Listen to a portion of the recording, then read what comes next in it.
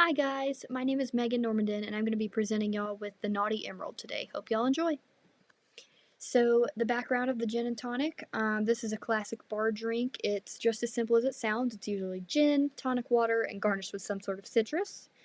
Gin was originated in the Netherlands in the 17th century and is typically made of fermented juniper berries. Tonic water was created by two French pharmacists in the 1780s and it was believed to have medicinal properties due to a compound in it called quinine.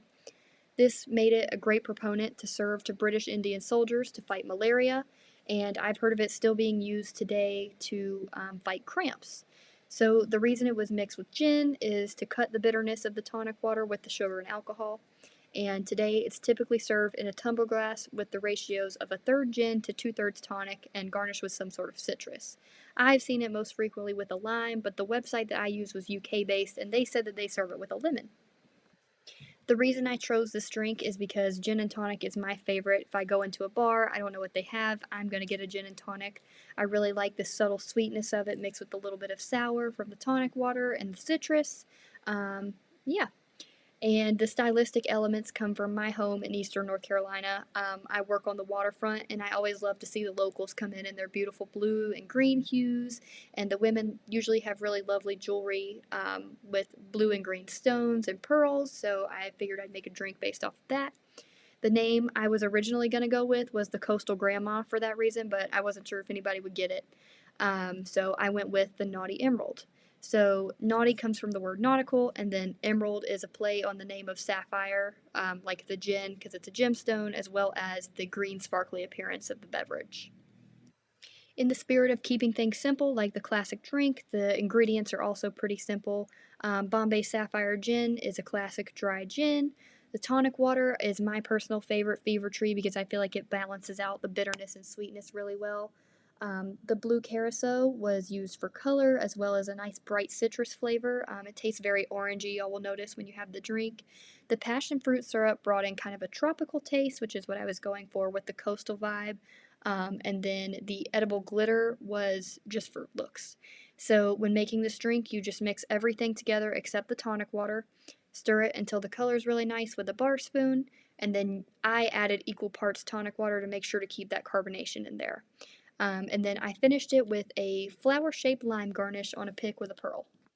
The food pairings for this are pretty straightforward and simple. Any drinks with citrus in them, especially like super citrus forward, are going to be really great with fresh seafood. Um, Often served with a lime to put over the seafood, and that'll play really nice together. Cheesecake is also a great choice because the creaminess balances out the sweetness and bitterness of the drink, and extra points if you get berries or any kind of berry puree on the cheesecake because that goes really well with the flavor of gin. And then charcuterie boards kind of combine the elements of the previous two with the salty, the creamy. If you have creamy cheeses, salty crackers, and then some boards have berries on them as well. Pricing for this cocktail was not super easy just because I used more expensive ingredients. So I ended up going with a competitive based and values based kind of combined pricing strategy. So the initial price of one drink is $4.22 to make. So I went with a 10.50 profit based on my knowledge of Eastern North Carolina coast, which is I'm assuming where this would be sold. Drinks are typically $9 to $11, so I kind of went on the upper end middle of this, and went with a 6.28 profit, which is not great, but I don't think it would be competitive if it were priced much higher since it's such a simple drink. Responsible serving techniques, your classic check IDs at the door with the bouncer as well as with the bartender to make sure we're not serving underage people. Knowing the signs of intoxication and being in control of your bar, cut people off if they're getting too intoxicated.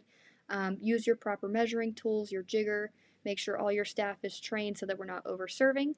Offering food and water to make sure people have a good base to digest alcohol, and following proper closing time protocol, making sure you have a last call and close before 2 a.m. Hi, my name is Megan Normandin, and this is how you make the Naughty Emerald. We're going to start with 1.5 ounces of Bombay Sapphire Gin.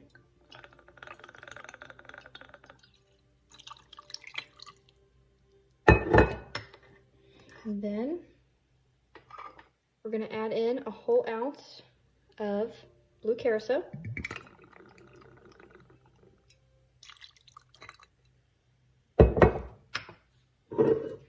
And then we're going to add an ounce of passion fruit syrup.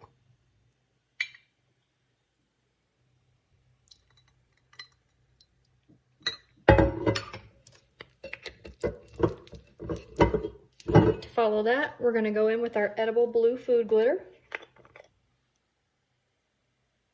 Just a little bit. And then we're going to stir.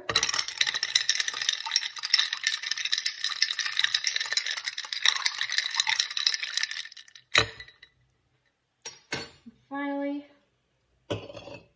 we're going to top it off with tonic water. Make sure to get plenty in there so it gives it a little bit of a carbonation kick. And we'll finish off with our lime that's in the shape of a flower. Voila! Hi, my name is Megan Normandin, and here's my sources. Thank y'all for watching.